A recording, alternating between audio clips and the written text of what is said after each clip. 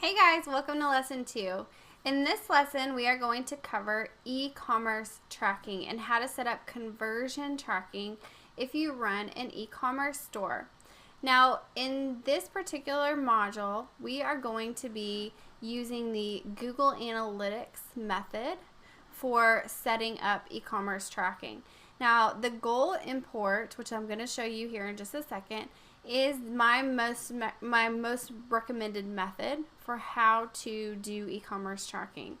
So in order to do this, you must have e-commerce tracking enabled in your Google Analytics account. So everything is going to work through Google Analytics. So if you don't have that set up, I'm going to go through that in just a second. You also must have Google Analytics obviously installed on your e-commerce store or wherever you have the actual transaction taking place, whether it's a third-party shopping cart or you have like Shopify or BigCommerce. Wherever the sales are actually taking place, Google Analytics must be installed. So let's just walk through these different steps of how to set this up, and we'll just go through it in detail so that it's very clear how to make sure you have this all properly set up. So like I said, first step is to make sure you have Google Analytics installed on your e-commerce site. And most popular e-commerce platforms like Shopify have an easy way to paste the Google Analytics tracking code right into the store settings in your admin dashboard. So this is the most common scenario. It'll look something like this. This is actually a screenshot from the Shopify admin settings, where it just allows you to go into your Google Analytics account, copy and paste the tracking code snippet, and paste it right in here, and you're done. And so we aren't going to be covering Google Analytics as a whole in depth or anything in this course. We'll just be touching on it here and there because of the integrations that it has with Google AdWords. But we will be doing a Google Analytics separate course at a later time. But right now, you will need to know some basic, just fundamentals of how to use a Google Analytics account, probably to be able to understand most of what we're going through here.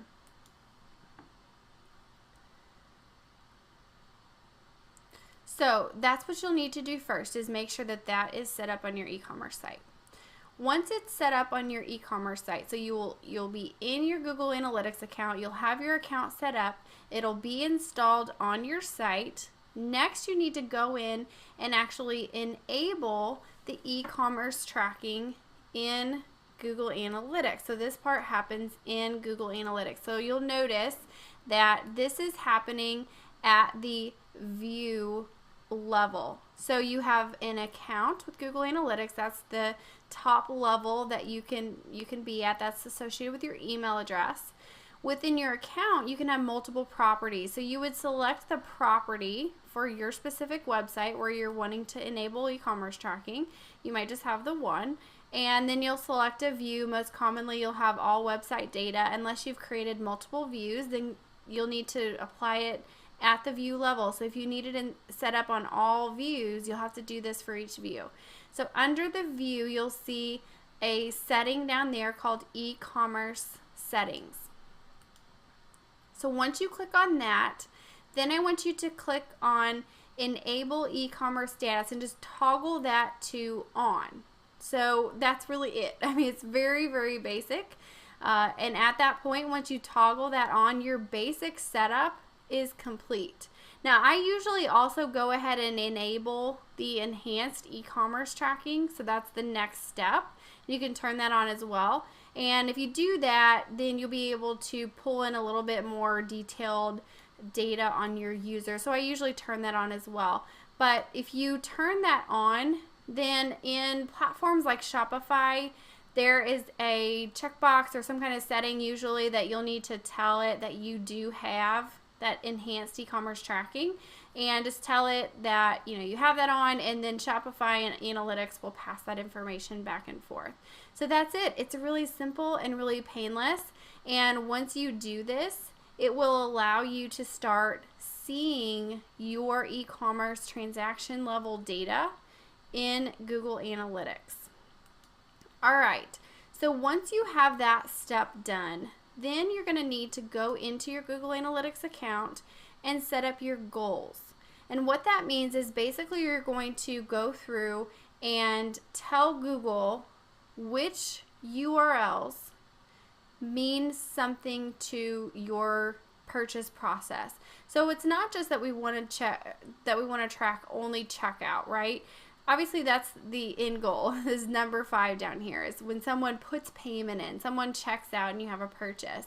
Typically that's the end all goal that you are wanting to associate back to your ads, but other things are important as well, and you'll want to do this regardless of whether or not you have Google AdWords running. You'll want to make sure you set up these goals. And again, this isn't a Google Analytics course, so this is just a little tidbit on the analytics side. Make sure you do this if you have an e-commerce site and you haven't already.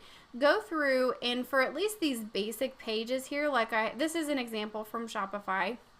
Shopify is the platform of choice that we use to develop on, so that's why I'm using this as an example, but it's very similar across most platforms. So you'll have a page like for viewing a product, and it'll have a specific URL structure, like /products and then / whatever the category is or the product is.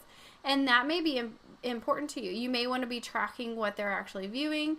You may choose to just track goals for adding to their cart. So once they add to cart, and that'll help you decide whether or not there are problems with your process after people add to cart. Maybe none of them are checking out, or they're getting to a certain page and then they're abandoning.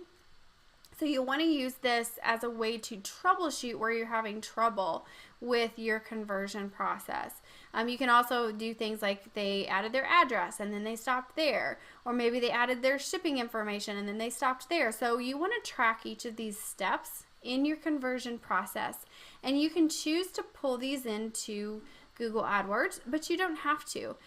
But you'll definitely want to see these in your analytics reporting. Even if you don't want to see them in AdWords, I would suggest setting them up.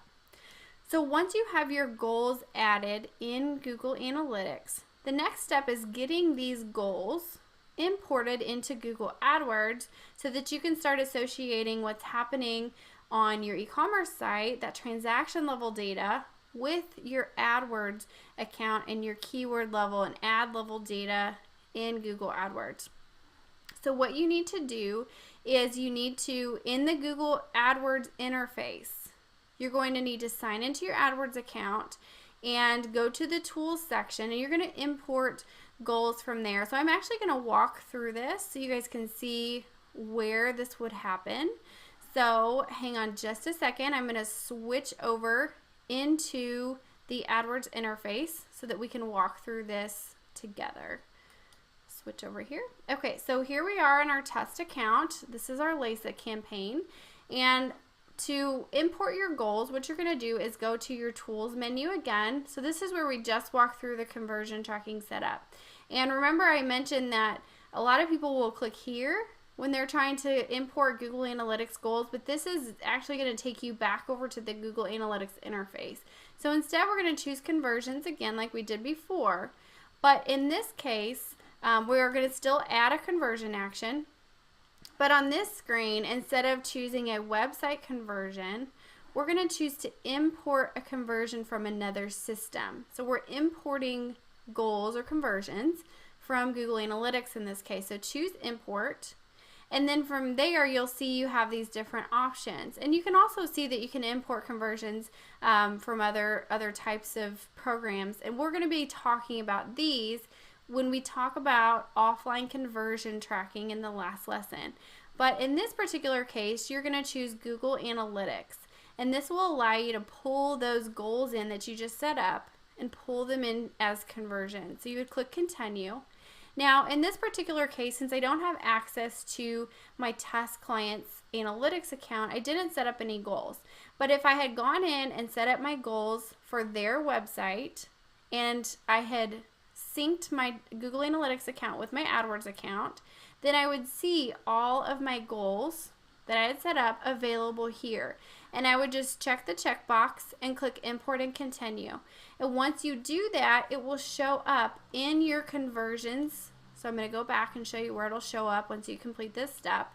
Once you complete that step, it will show up here. And right now I've got the one that I set up in the last lesson, my request a quote form submission, and it's showing as a lead, and it's showing that it's coming from the website. So for analytics types of conversions that are imported as goals, it'll show that the source is analytics. So instead of website here, this would say analytics, and you can choose your category, which you may have, like we just walked through, you may have a purchase, you may have an add to cart, you may have different types of conversions there. And you can set all of these settings for those types of conversions. Similarly to how we did on this one, you can change those options for the goals you're importing from analytics. So that is it on e-commerce tracking. It's very straightforward. Some people think it's very complicated and scary, but it's really not that bad. So if you just walk through all of those steps, you will have your e-commerce tracking complete, and you will start to see that transaction and revenue data, order data showing up within your AdWords platform. All right, so I will see you guys in the next lesson.